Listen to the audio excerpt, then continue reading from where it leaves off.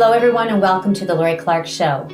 This episode of my podcast is brought to you with the help of Zoom Us, a video and audio conferencing interface. It's important to know that I'm in no way sponsored by Zoom. I just want to tell you how much I love it.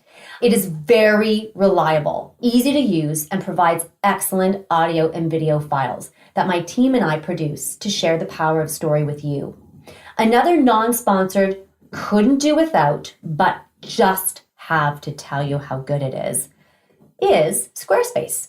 When they say it is the all-in-one platform, it really is true. I go into the back end of my website multiple times a day, adjust things, post podcast, add links, and look at our show's analytics, which all sync across my devices. And when I need an image, Squarespace provides an excellent resource that's powered by Unsplash. Now for my most favorite feature, the Squarespace app. Being a working mom, there never seems to be enough time in my day. So when my daughter's in ballet, I sit in my car and upload, post, and manage everything on my website from the app. It's really cool and seamless. Squarespace is really, really simple and very dedicated to helping me create a brand of excellence. So with that, big shout out to Zoom, Squarespace, and Unsplash. Thank you for helping me tell people's stories. With that said, let's move on to the best part about today, the show. Please allow me to welcome my next guest on The Lori Clark Show.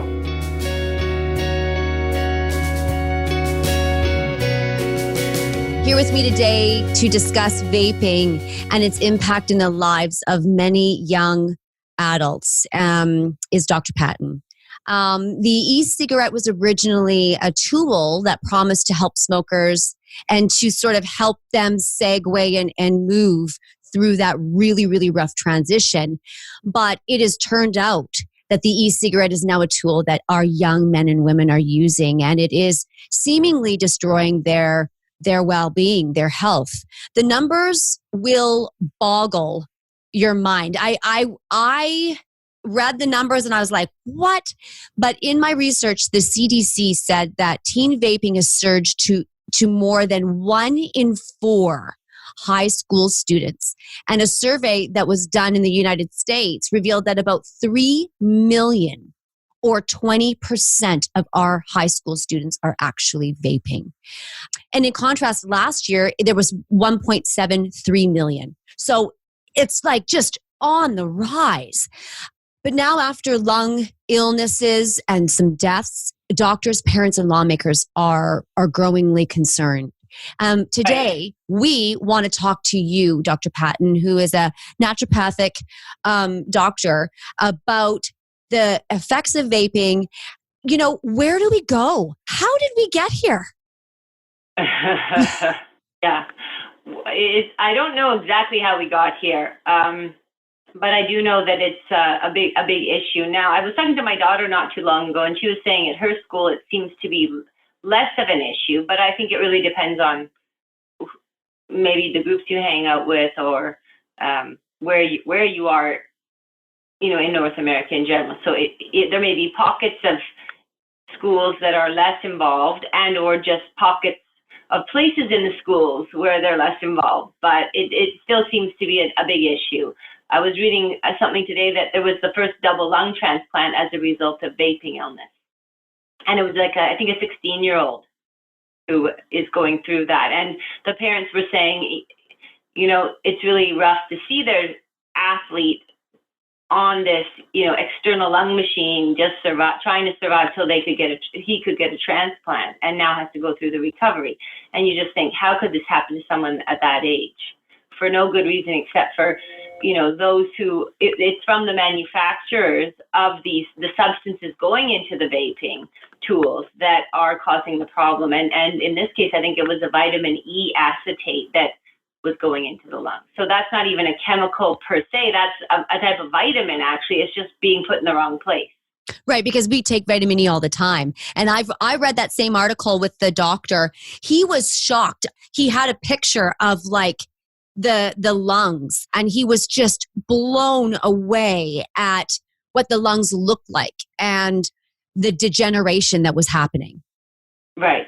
Yeah, I think it was probably the same article, and just seeing that the tissue was rotting away and there was nothing they could do about it. And so they had no choice but to go for a transplant with this person, or they wouldn't have survived. Can we talk about, from your standpoint and from your, obviously you're a parent, you've referred to your daughter and she's a high school student, and I'm a parent and I've got lots of kids too. And Right. can we just talk about like sort of the progression of what you have noticed and what makes you so passionate about this conversation? Well, the first time I noticed it was actually when there was an article in BC Business Magazine, and I think that was probably within the last couple of years. And I thought, because I follow a lot of the business trends and I try to stay aware of marketing trends, I thought it was a little bit odd that BC Business Magazine was writing an article about a vape company, a vape juice company. And I thought, why are they, backing this? Why are they writing about this? And I was a little bit frustrated by that. And I thought, And so then I started researching vaping, and I thought, well, I've got to find out more about what this does to people. And it just doesn't seem like something we should be promoting. So that was my first research, time I spent researching it. Other than naturally, it doesn't seem like a good idea for teens, I wanted to know the details as to what would happen when people were vaping. Because I think the challenge is that in some, not so much now, but in the earlier days, I had a couple of parents come and talk to me and saying that their teen wanted to vape. And so the parent was saying, well, then we'll vape together because, well, it's just, this juice that smells like cotton candy, and what's the big deal? And they literally didn't understand how dangerous it was. And so they were about to join their teen in some vaping until they went to their medical doctor, who then said, absolutely not. You cannot, you should not vape, and you shouldn't have your child vape. And then they were educated, so it was not their fault, but it tells you how the marketing entices us to think everything is okay when it may not be. Wow. So that's tough. That is very hard. And it's hard as a parent when, would you say there's a lot of fear about this? Yeah. Well, and I guess the thing about it is that teens need to differentiate and grow up. So they have to, find their own way in life, and that's how they are able to become independent. And it's in those years that they do that. And the research, shows that if they can't find a healthy way to do it, they will find an unhealthy way to do it because they have to do it. And so really the job of the parent, now not to say that if they're vaping, it means the parent has failed. It doesn't mean that. But what it means is if a parent is trying to help a teen, which all of us are, if we have a teen, we're trying to help them as best we can. We have to think of ways to support them in a healthy way to differentiate, which assists potentially in driving them away from the unhealthy ways of differentiating. I'm not saying it's foolproof, but it's something to think about. I don't think all parents are thinking about that in that way, potentially. I agree with you. One thing that we can touch on is knowledge. So it's bringing your child into the awareness of the risks, the effects, and more importantly, what is in the juice that they're putting into their body. I know somebody who her daughter came home and she was, she did a great parenting move, which I was really pleased at. She didn't get angry. She said, all right, here's what you're going to do. I'm going to take your phone away for the whole summer unless you write a detailed report on all of the things that are in vaping products and the effects on the body. You're basically putting a presentation for me together that you are going to understand and internalize the effects of what this will do to you.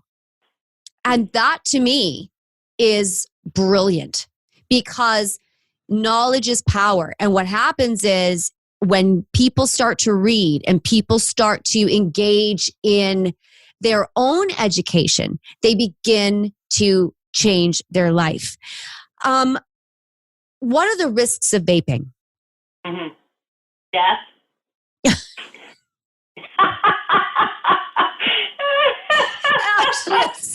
I'm not trying to laugh. I'm just like, I was waiting for a little bit more. Death, deadpan. Yes, that's true. Yes. I mean, at the minor level, for example, if there's a young athlete and they're doing any amount of vaping, their athletics will go down 100% automatically. So if they're trying to be a serious athlete, they will eventually be deterred from vaping because their athletic skills will go down because their lungs are impacted. So that's one thing I've seen. And but it's not really in the moment necessarily. Like, there are now starting to be vape illness that's coming once, while the people, during the time they're using the vaping tools. But another thing that happens is similar to with smoking. It doesn't show up until later in life when there's fibrosis. And so, again, it's hard to, cause versus effect. It's hard to prove that, or not even prove it, but help a person realize it, because it doesn't happen immediately always. Although nowadays it is starting to happen immediately. Right. Can you please, if there's a young man or woman out there that is listening to this, could you please explain fibrosis? Mm-hmm. Well, so our lung tissue is pliable. It's like a muscle, really, and it's held in place in a way with resistance. And that's when people say they have a collapsed lung, is because the lung loses its resistance. And that's why one of the best things for lungs is swimming, because the pressure pushing in from the water forces the lungs to work harder and push back. So there is a training for the lungs. And one of the best ways to strengthen the lungs is swimming. So when you have fibrosis, the tissue that's pliable and soft is replaced by tissue that's almost like, quite, like, it's called fibrotic tissue. It doesn't function anymore. It's not dead tissue, but it's stiff tissue. And stiff tissue is not going to do the job of pliable tissue. So it would be like when you had Play-Doh and you let it dry out. Your Play-Doh, you can, move, shape, and as soon as it dries out, it's just hard as a rock and it's stuck in its one spot. And okay. So that's what happens when you get fibrosis, and there's nothing to reverse it. Once you get a fibrotic tissue, it's really difficult to reverse it. You can slow the progress down. You can, try to halt the progress, but you can't very easily take tissue that's gone fibrotic and normalize the tissue. It's very tough. One of my daughter told me in elementary school, a grade 7 boy or grade 6 boy was making it in his garage, and I said, well, who lets him do that? Like, how is he allowed to do that at that age? And then he was selling it. It just makes no sense to me. I don't understand how that happens, but that's just because I'm biased. I'm biased to those types of issues. Right. Now, we're explaining to people the effects of vaping. Let's talk about the risks of nicotine. What are the risks of nicotine? I can't tell you how many patients of mine told me, in their 50s, 60s, 70s, and 80s, that had they known what smoking would have done for them, to them, they would never have ever done it. But the problem is they didn't know, and now they're paying the price. And so if you repeatedly see that, you as a person, again with education, might choose not to do something like that because you don't really want to feel like they're suffering. If you are in this place as a young man or woman and you feel that addiction and you feel the draw, how do you take something that was made to transition people from smoking, right? Like, it's so weird. It was made to do that. Now you have to transition them off of the thing that was made to transition people from smoking. So, right. Well, I mean, nicotine itself can bind to receptors in our brain and in other parts of our body, and then they have impact. And with those, if those receptors are used to being bound to the nicotine and then aren't bound, then they're in a deficit. And then it's almost like that's where the withdrawal effect comes. And it's similar to any substance. If we withdraw from sugar, if we withdraw from coffee, if we withdraw from anything, we're going to feel that. And so it's just that maybe there's tendencies for anyone to be addicted to any one thing. It's helpful if you're going to be, like, if you think about, we're talking about sugar or whatever, it's very difficult to move from eating sugar, right? Because it has a stimulation. There's a response that happens within the body. And I would imagine so is the response to nicotine. I was talking to somebody the other day. They said to me that they were putting 50 nicotine. Mm-hmm. 50. Like, wow. I don't know if that's supposed to be bad. It sounds so bad. I was like, 50. So what we're doing is the vaping is allowing people to control how much they have. There's no limit. And it's scary, right? It is scary. And I guess it was being marketed as something less harmful than smoking per se. So it would give people perhaps a sense of security that, well, it could be worse. I could be smoking. Maybe that was part of it. Why, it would be looked upon as in a positive light. And it was I think teenagers in general or anyone, there's trends that get followed, and it depends on your circle of friends, and maybe it helps with anxiety. It has other impacts on people, or they feel better when they do these different things. It's just that perhaps there's another way to feel better. It's just what is that, and how do they find it? I was also saying to this person, we were engaging this brief conversation, but they were talking about that it was almost like there was some synergy with picking up the vape and putting it in their mouth, and then it's like this important movement, right? We are all, as babies, we come out and we immediately want to begin that sucking motion. It's a very soothing, relaxing kind of thing. It's just it's the first thing babies do. And if they don't, then there's a concern.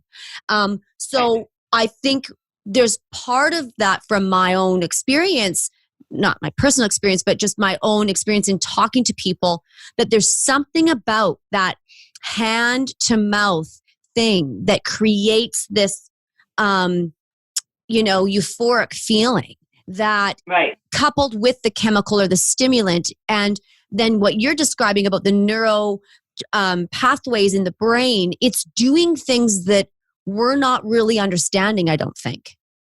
No, that's true. And they may not have all the details worked out for that, but there's definitely, changes in motivation. It could be an oral gratification. It could be that the act of it is calming to cortisol.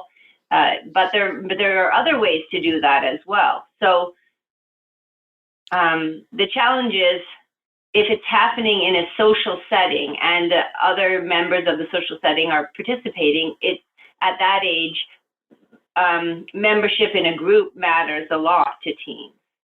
What can we do? What can we do, Dr. Patton, for the person that's saying to me or writing in, and they're saying, "Hey, I am addicted, or I am vaping.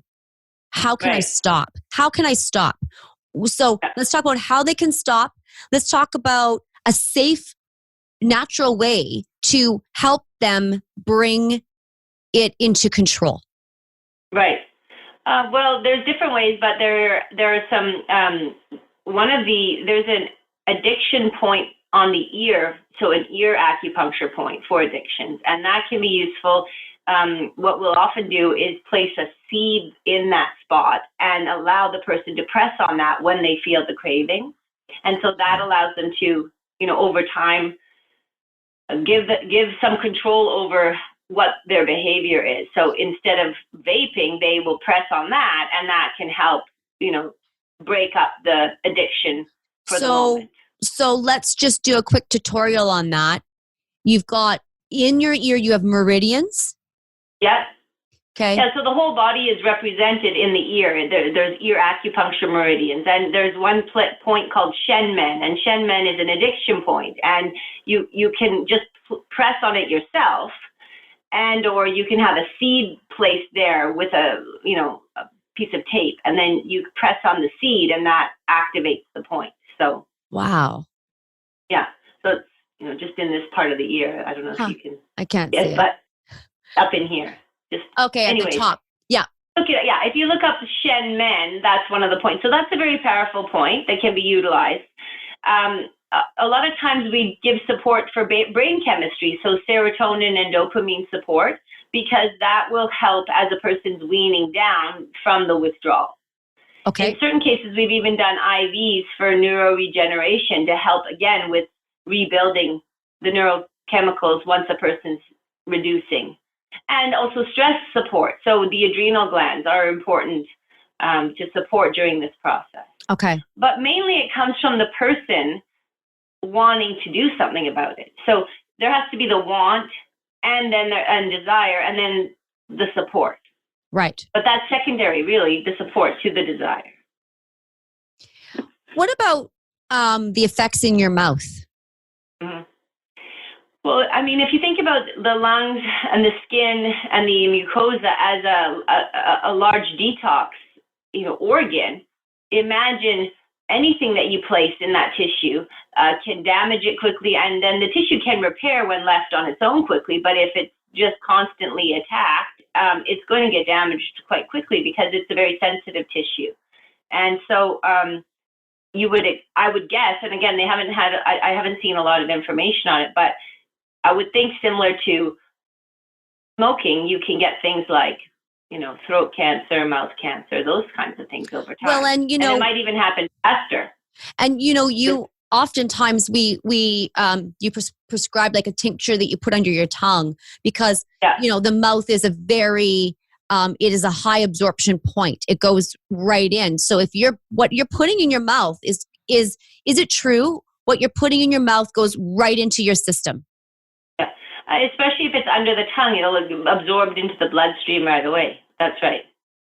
Yeah, and similar when you have because oxygen exchanged from the blood happens at the lungs. So anything you breathe in, it goes right into the vasculature and impacts the whole body. Do you know much about like a nicotine poisoning and like so maybe you're not poisoned, but other than like the things that you mentioned, is there a way to detox your skin and just your general body through? Well, even saunas can do that. I would think that infrared saunas, because you have to get things out of the cells, and it's not that easy to do. But one way is through saunas or infrared yoga or like red light therapy or something. Yeah. Yeah, and then other times you have to do treatments, cell detoxes through medicines that can help with that. And this is so amazing because, that it's not something that a young person thinks about. No, they don't. This is not something that... about it, and you wonder what draws a person to it. And I haven't really, analyzed lately the dynamics that might create someone that might set up a situation where the teen is more likely to vape. What is it about that teen versus another teen? And I'm sure there are particular characteristics, but I think one might be. I mean, it goes back to what you were talking about: knowledge is power and communication. So, again,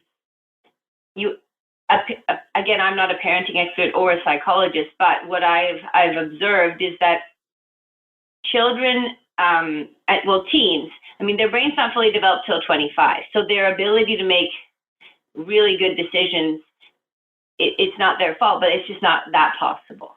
Some, happen to make decent decisions, but it's not expected of them actually, because they're they see black and white, but they don't see gray.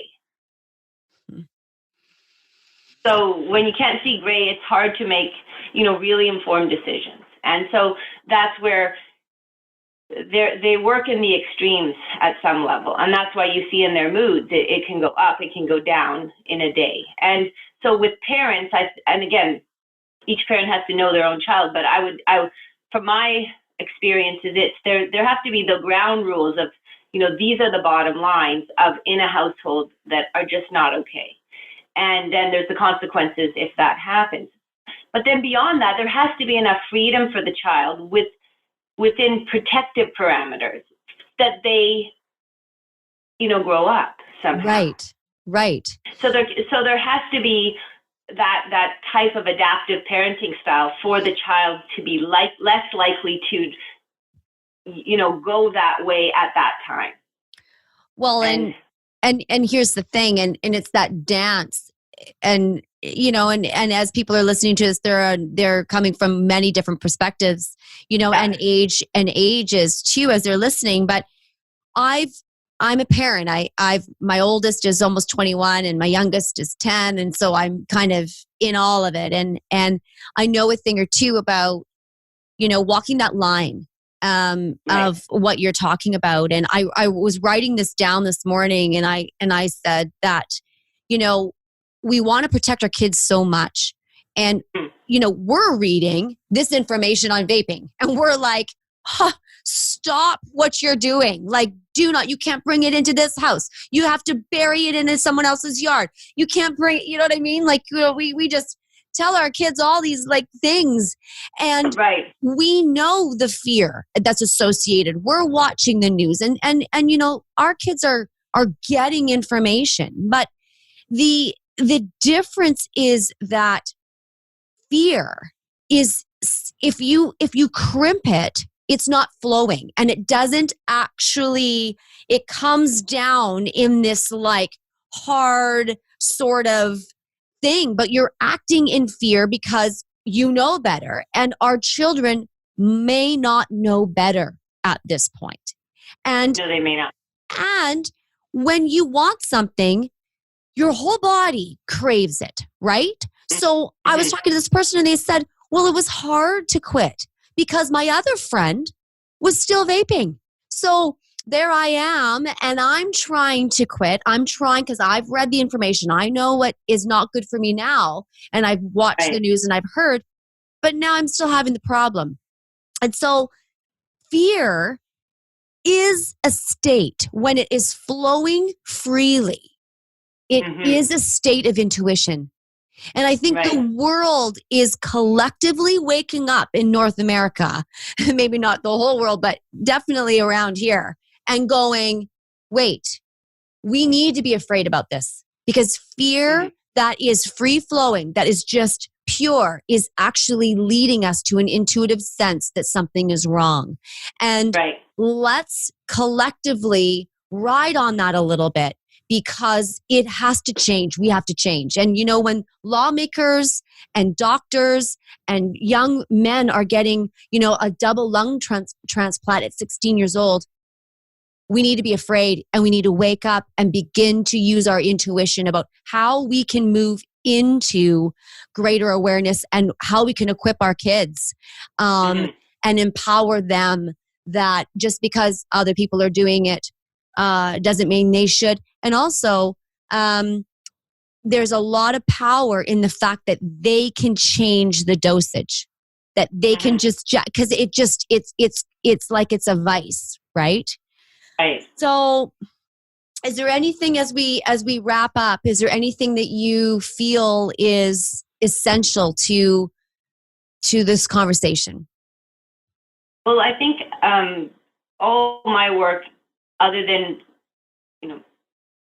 all my work in its ideal state is preventative. And so a lot of times when we're dealing, let's say when I'm dealing with the city hall about, let's say, gangs, the time to intervene with children is in grade 3, grade 4, grade 5, because the gangs recruitment starts in grade 6, let's say. And so in terms of vaping, when you've got, at the age of 5, they're very, very black and white. So they know smoking is bad, and children at that age will go with that. That is not going to be the final state of a person, is that 5-year-old state. But that's not a bad place to start with them. We had a level of conversation and awareness about the power of the body and what you put into the body, that Right. the body is actually really sacred. It's a temple. It's important. And what you do now affects you way down the line. And the reason why this is so powerful is because lots of young men and women, like you said, they do not understand what 30 years old looks like, because they're 16, right. They're 14, they're 13. They Right. can't imagine owning a home or renting. It's very hard to envision what the future holds. And so as we tell them, no, this isn't right for you, they almost have to explore it themselves, but they are, and it's damaging. And so what helps is this conversation that you and I are having, where we're talking about the power of the body.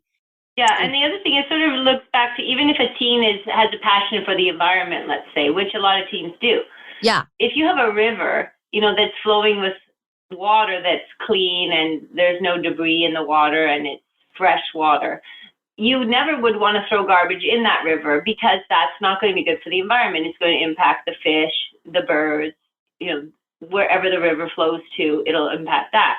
And so if a teen understands that concept, and it goes back to what you were saying, the body being sacred, then why would you take your own body, which is like a river, a clean river, and dump, garbage into the body and expect that that's going to work out well? Right. Is there anything else that you can think of that would encourage someone who maybe doesn't have a lot of money, who doesn't have a lot of support, that you can say, here's some really quick ways to get yourself and your mind in order when that craving strikes? Right. Well, like I said, you could do that. You could press on that point yourself. Yeah. So looking up the point. So that's one thing. Yeah. And then it's in a sense, you can ask for help. So if you can get a friend to help you, or your parent, then you might be able to, under a craving situation, reach out to somebody and redirect your mind. So it's about redirecting the mind. It's a type of discipline. So whatever that looks like for the person. But not always can you do it on your own. You might need a friend to help you with that. Yes, that's right. That's great. That's great. Thank you for the conversation. I appreciate it. And I'm, every conversation matters, and this is a really important topic. So I want to say thank you for taking the time to meet with me today. And thank you for sharing and encouraging other people to learn about their bodies, and to, how to handle that mental addiction by simply changing some of your thoughts and getting support, and using the power of your community to help you change the way you think. So thank you for that, Dr. Patton. I appreciate it. And we'll have to talk soon. Yes. Thanks a lot, Lori. Thank you. It's been really excellent. And I was just thinking, this topic, I like to be very light, upbeat, and optimistic about everything. And this topic is one that is hard to be a little bit upbeat and optimistic, because it's as you asked me what can happen, that's so extreme. So, but the one thing that I can leave us with, as you had left us with, is that a lot of times most addictions are linked to trauma, past trauma. So sometimes, again, it goes back to, if a person is sort of leading down that path as a teen, perhaps reach into that person, whoever the person observes that person, and try to figure out what was that trauma and how to heal the trauma. If you heal the trauma, then you likely won't need to fill it with something else. That is brilliant. Yeah. So that's where we can look. Anyhow, and that would be a positive. That would be a positive. And let's be upbeat about that. Lean in, right? Yes. And there's lots of support. We all talk about this because we care about our teams, we care about our community, we love each other, we want it to be a stronger place. So we want to help each other do that. And And if we see someone, then reach out and say, what can I do to help you? Yeah. And that's the biggest thing. And interesting that you said that. The person I talked to the other day, they said the same thing. They said, I just noticed that I was trying to fill. I was trying to fill myself. Belonging is key. And so when you are standing there and all your other friends are doing the same thing, knowing that you belong outside of that, you don't need to be vaping in order to belong. Correct. So this is good. This is great. Thank you again for the conversation. Thank you too. Yes, I appreciate it. Have an excellent day. Okay, you too. Take care. Bye, Lori. Bye.